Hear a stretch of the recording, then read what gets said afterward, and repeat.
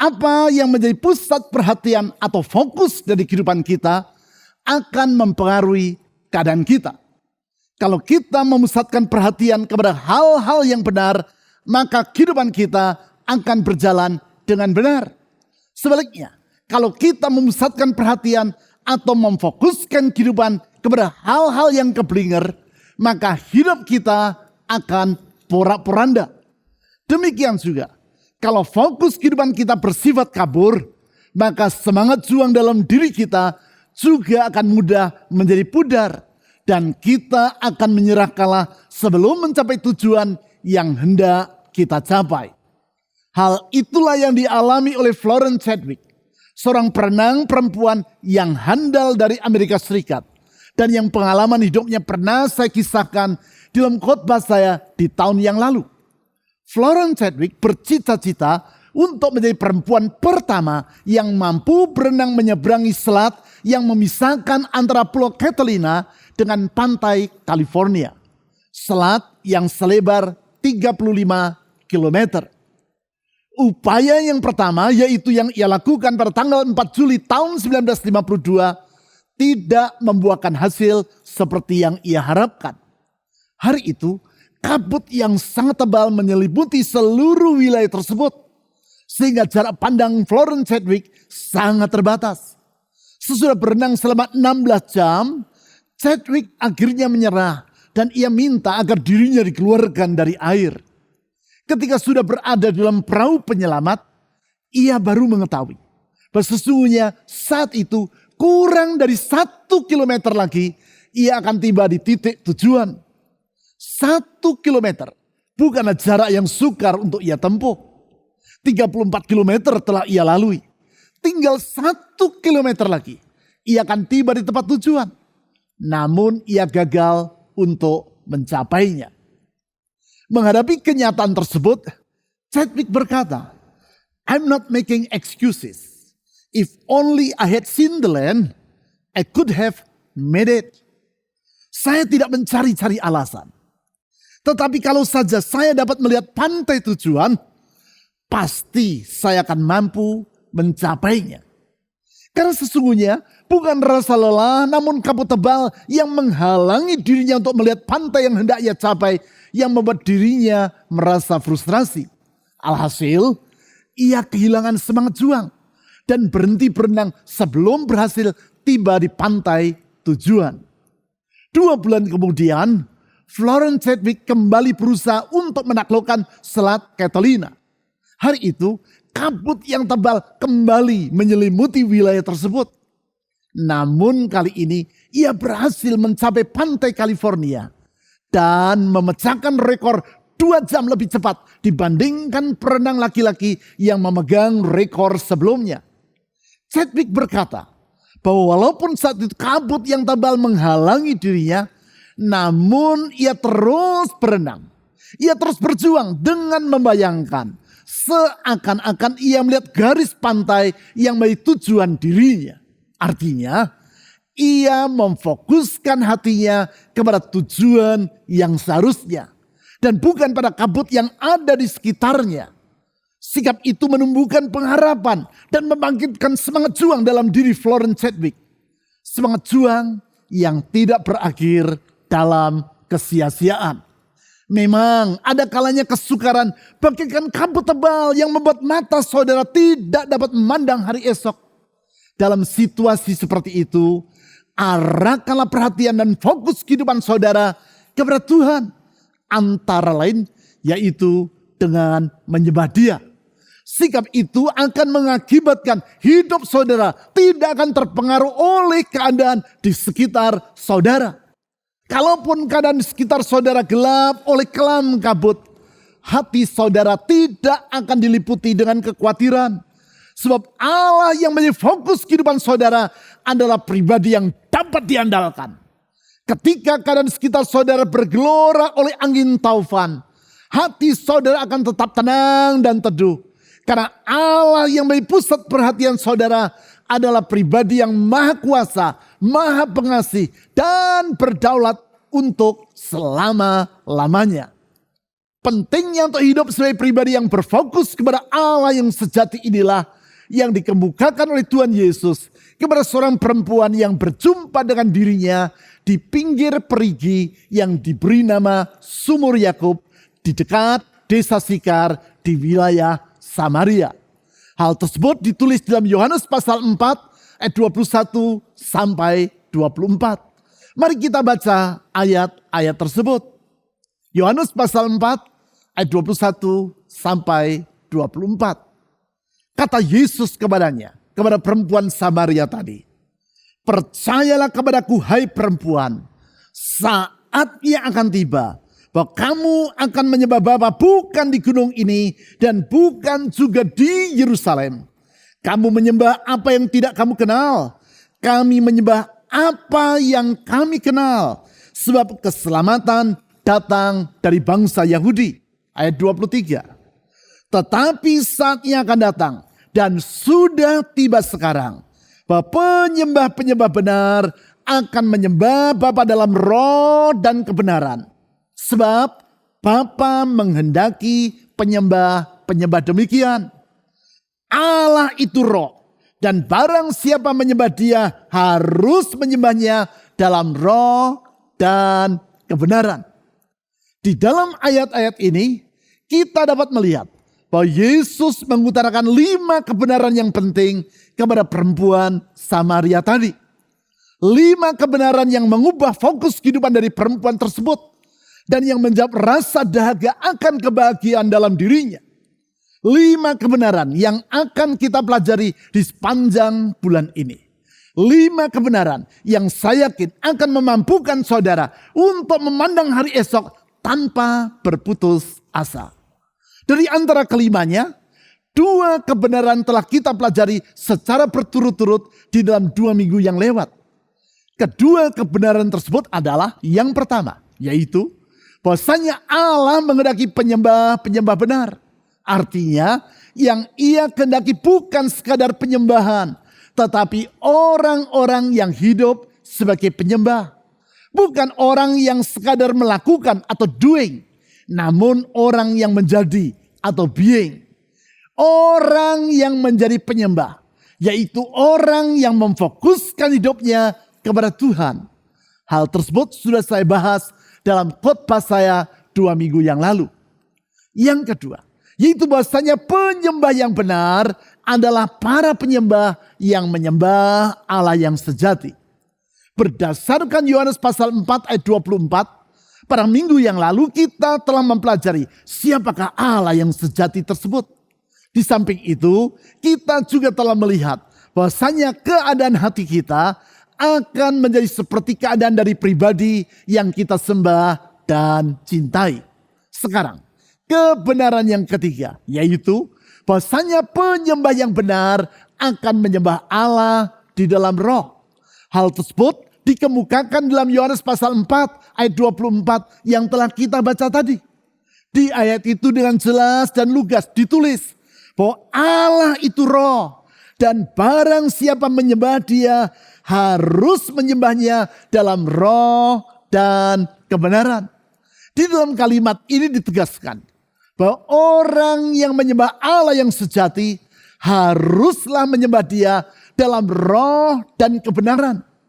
Pernyataan ini bukan sekadar suatu anjuran ataupun imbauan, namun suatu keharusan. Dengan kata lain, kehendak Allah agar kita menyembah Dia di dalam roh dan di dalam kebenaran merupakan suatu perintah yang tak boleh dipandang remeh. Menyembah Allah di dalam roh dan kebenaran bukan hal yang boleh dipandang sepele. Oleh karena itu, hari ini kita akan membahas apakah yang dimaksudkan dengan menyembah Allah di dalam roh. Sedangkan minggu yang akan datang, kita akan menelaah makna dari menyembah Allah di dalam kebenaran. Supaya dengan demikian, kita dapat hidup sebagai penyembah Allah yang benar dan hidup berfokus kepada Dia secara tepat. Dari kalimat harus menyembahnya dalam roh di ayat 24 tadi, kita dapat menarik pelajaran bahwasanya Allah menghendaki agar orang yang pertama menyembah Allah bukan hanya dengan tubuh jasmaninya saja. Saya ulangi. Keharusan untuk menyembah Allah dalam roh menunjukkan bahwasanya Allah menghendaki agar orang menyembah Dia bukan hanya dengan tubuh jasmani saja. Sebab sebagaimana yang kita pahami, bahwa roh dan tubuh jasmani merupakan dua unsur dalam kehidupan manusia yang berbeda. Roh berbeda dengan tubuh, dan tubuh bukanlah roh. Sehingga bisa saja seseorang secara jasmani nampak seperti menyembah Allah. Namun roh yang bersangkutan tidak ikut menyembah Dia. Itulah penyembahan yang dilakukan oleh penyembah yang seolah-olah, atau bukan penyembah yang benar atau sejati. Penyembahan yang seperti demikian sama sekali tidak berarti di hadapan Tuhan. Penyembahan itulah yang pernah saya jelaskan dengan bercerita tentang seorang yang bermimpi bahwa dirinya dibawa oleh malaikat untuk mengunjungi sebuah gereja di hari Minggu. Di dalam gedung gereja itu, orang tadi melihat para pemain musik sedang memainkan alat-alat musik dengan penuh semangat. Ia melihat pemimpin pujian menyanyi dengan penuh gaya. Ia juga melihat para anggota jemaat menyanyi dengan bertepuk tangan. Bahkan ada kalanya mengangkat tangan mereka. Namun heran, orang tadi tidak mendengar suara apapun yang keluar dari alat musik yang sedang dimainkan maupun dari mulut jemaat yang sedang menyanyi. Kemudian ia melihat sang pengkhotbah berdiri dan berkhotbah dengan penuh semangat. Ia melihat tangan sang pengkhotbah diayunkan kian kemari untuk menegaskan khotbah yang ia sampaikan. Namun seperti tadi, orang tadi juga tidak mendengar suara apapun dari mulut sang pengkhotbah. Oleh sebab itu ia bertanya kepada malaikat yang menghantar dirinya. Mengapa aku tidak mendengar suara mereka yang bernyanyi maupun suara pengkhotbah yang sedang berkhotbah? Malaikat itu pun menjawab, katanya, sama seperti yang kau alami. Kami yang di surga pun sama sekali tidak mendengar suara mereka. Karena ketika jemaat ini sedang melakukan ibadah, pikiran mereka sedang memikirkan hal-hal yang lain. Dan hati mereka sedang berkelana kemana-mana. Mereka melakukan ibadah, namun mereka bukanlah para penyembah Allah yang sejati atau true worshippers. Saudara-saudara, itulah doing but not being. Memang, di dalam beribadah atau menyembah Allah, kita tidak mengabaikan peranan dari tubuh jasmani. Di dalam Alkitab, kita mendapati catatan tentang berbagai macam ekspresi dari penyembahan kepada Allah yang melibatkan tubuh jasmani. Seperti misalnya berlutut, tersungkur dengan muka sampai ke tanah, mengangkat tangan, bahkan menari-nari dengan sukacita di hadapan Tuhan. Semua itu menunjukkan bahwa peranan tubuh jasmani dalam beribadah atau menyembah Allah adalah penting. Namun menyembah Dia hanya secara jasmaniah saja tidaklah cukup. Bahkan tidak dapat dikatakan sebagai penyembahan yang sungguh-sungguh sejati di hadapan Tuhan. Oleh karena itu kalimat dalam Yohanes pasal 4 ayat 24 tadi, yaitu Allah itu roh. Dan barang siapa menyembah Dia harus menyembahnya dalam roh, menegaskan bahwasanya Allah menghendaki agar orang tidak hanya beribadah secara jasmaniah belaka. Hal ini dipertegas oleh Tuhan Yesus dengan berkata kepada para ahli Taurat dan orang Farisi di Yerusalem tentang bahwasanya ibadah yang mereka lakukan adalah percuma. Percuma. Sebab sebagaimana yang ditulis dalam Matius pasal 15 ayat 7-9. Mereka melakukan ibadah hanya secara jasmani. Namun hati mereka jauh daripada Tuhan. Mari kita baca ayat tersebut. Matius pasal 15 ayat 7-9. Kata Tuhan Yesus. Hai orang-orang munafik. Benarlah nubuat Yesaya tentang kamu. Bangsa ini memuliakan aku dengan bibirnya, padahal hatinya jauh daripadaku. Percuma mereka beribadah kepadaku, sedangkan ajaran yang mereka ajarkan ialah perintah manusia. Pernyataan Tuhan Yesus ini menegaskan bahwasanya apabila kita datang beribadah kepada Tuhan, namun sementara beribadah, pikiran kita berkelana kemana-mana. Entah karena sibuk membaca dan menjawab SMS dan WhatsApp dengan menggunakan handphone, atau karena sibuk melamun ke sana kemari, maka sesungguhnya ibadah kita adalah sia-sia di hadapan Allah. Itu sebabnya ibadah yang benar adalah ibadah kepada Allah yang sejati dan yang dilakukan bukan hanya secara jasmaniah belaka.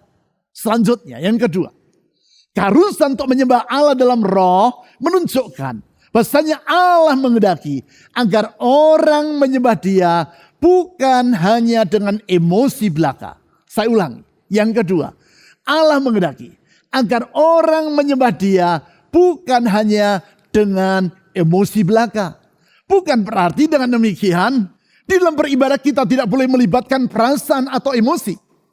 Jelas ibadah yang merupakan ungkapan penghormatan, ucapan syukur dan kasih kita kepada Tuhan tidak bisa tidak harus melibatkan perasaan kita. Dalam Alkitab kita mendapati berbagai contoh tentang hal tersebut. Di antaranya disebut bahwa kita diajak untuk bersyukur kepada Tuhan dengan segenap hati, ataupun bersorak-sorak dan bersukacita dengan segenap hati. Bahkan di dalam Matius pasal 22 ayat 37, Yesus berkata kepada seorang ahli Taurat bahwa merupakan hukum Allah yang terutama agar kita mengasihi Tuhan dengan segenap hati kita. Mari kita baca ayat tersebut, Matius pasal 22 ayat 37.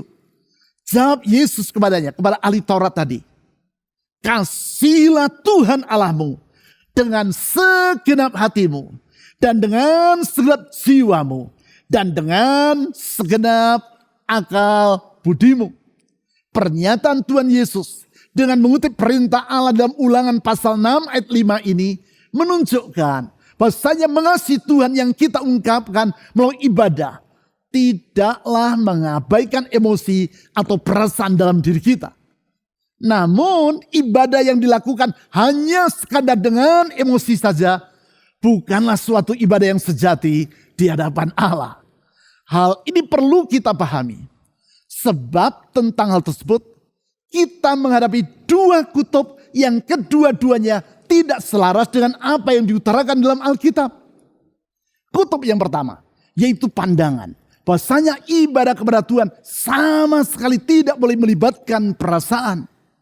Kecurigaan yang berkelebihan terhadap emosi ini dapat saudara lihat di dalam ibadah-ibadah yang diselenggarakan dengan tidak mengizinkan orang untuk memuji Tuhan dengan lagu yang dinyanyikan beberapa kali secara berulang. Kalaupun diulang, bait dan kalimatnya harus berganti-ganti. Bait 1, bait 2 dan seterusnya. Mengapa?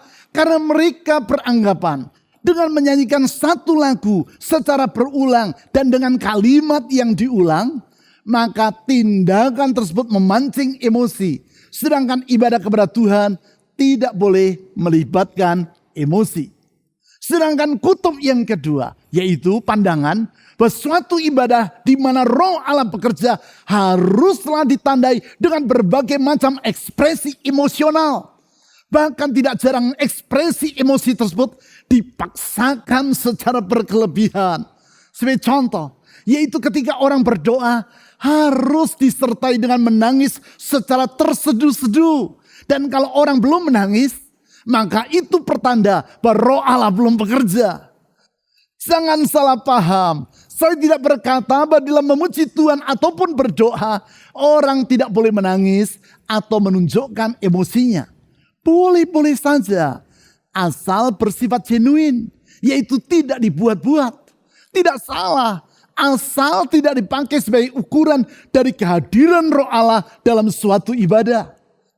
Tidak keliru, asal tidak dipaksakan. Seperti yang ada kalanya dilakukan oleh pemimpin pujian yang berkata kepada jemaat dengan nada suara yang dibuat seperti suara orang yang sedang terharu dan berkata, mari jemaat, kita menyanyi dengan setengah suara. Kemudian dengan seperempat suara. Dan kita lanjutkan dengan 1/8 suara. Maksudnya dengan suara yang semakin lama semakin lembut. Dan yang diiringi dengan isak tangis. Kedua pandangan ekstrim tadi, yaitu baik yang melarang keterlibatan emosi, ataupun yang menjadikan ekspresi emosional sebagai ukuran dari kehadiran Roh Allah, dalam hemat saya tidak selaras dengan catatan dalam Alkitab tentang bagaimana sepatutnya orang beribadah kepada Tuhan. Singkat kata, menyembah Allah dalam roh sebagaimana yang ditulis dalam Yohanes pasal 4 ayat 24 artinya adalah menyembah Allah bukan hanya dengan emosi belaka. Memang melibatkan emosi, tetapi tidak sekadar hanya dengan emosi saja. Sekarang yang ketiga, keharusan untuk menyembah Allah dalam roh menunjukkan bahwasanya Allah menghendaki agar orang menyembah Allah dengan seluruh keberadaan dirinya. Saya ulangi, yang ketiga, Allah menghendaki agar orang menyembah Dia dengan seluruh keberadaan dirinya. Untuk memahami hal ini, kita perlu mengerti apa yang dimaksud dengan roh di dalam Yohanes pasal 4 ayat 24 yang telah kita sebut berulang-ulang tadi. Mari kita baca kembali ayat tersebut. Yohanes pasal 4 ayat 24. Allah itu roh. Dan barang siapa menyembah Dia harus menyembahnya dalam roh dan kebenaran. Kata roh di ayat ini dalam bahasa Yunani adalah pneuma. Kata yang mengandung makna yang sangat ragam dan kaya. International Standard Bible Encyclopedia menjelaskan bahwa salah satu makna dari roh atau pneuma adalah the deepest thoughts and emotions of a person.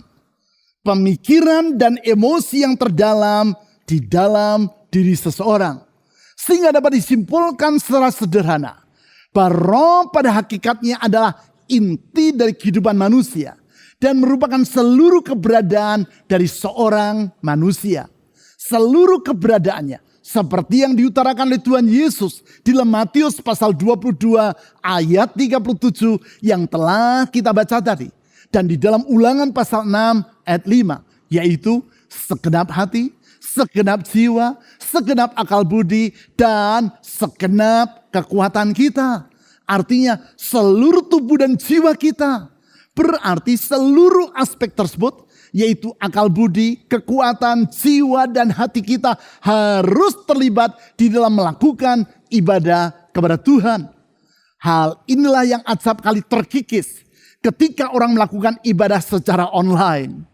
Memang melakukan ibadah secara online itu sendiri tidaklah keliru. Saya ulang, melakukan ibadah secara online itu sendiri tidaklah keliru.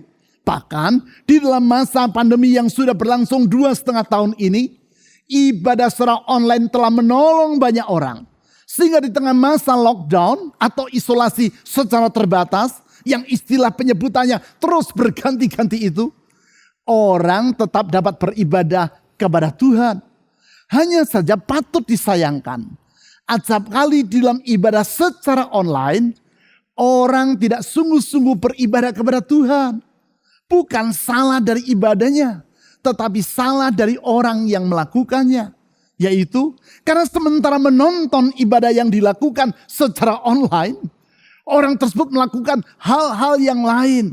Termasuk sambil menikmati camilan, membaca WhatsApp, menjawab telepon, ataupun sambil tidur-tiduran.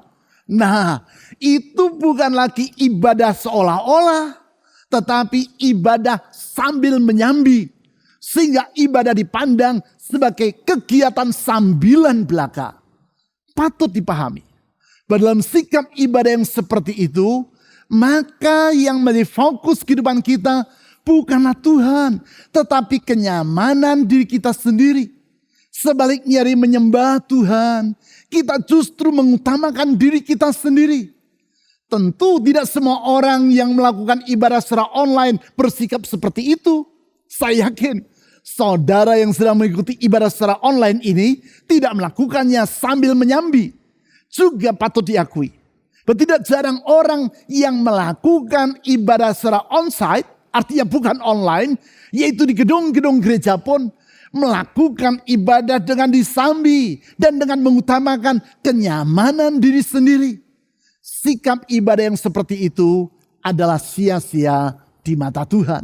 Oleh sebab itu, dengan mengingat pernyataan Tuhan Yesus di dalam Yohanes pasal 4 ayat 24 tadi, mari kita menyembah Allah atau melakukan ibadah kepadanya dengan segenap hati, segenap jiwa, dengan segenap akal budi, dan dengan segenap kekuatan kita. Itulah beribadah dengan melibatkan jasmani dan jiwa kita. Itulah menyembah Allah di dalam roh. Itulah tindakan yang dilakukan oleh seorang penyembah yang benar. Sebagaimana yang telah saya utarakan di awal uraian firman Tuhan ini. Hidup sebagai penyembah yang benar artinya adalah hidup berfokus kepada Allah yang sejati. Berarti menyembah di dalam roh yang merupakan tindakan yang dilakukan oleh seorang penyembah yang benar adalah menyembah dengan berfokus kepada Allah. Dan bukan kepada diri sendiri maupun kenyamanan diri sendiri. Ibadah yang berfokus kepada Tuhan seperti itu akan mengakibatkan hidup kita mengalami kebahagiaan. Tidak terpengaruh oleh keadaan sekitar kita. Dan justru kita akan ditolong Tuhan untuk mempengaruhi lingkungan di sekitar kita.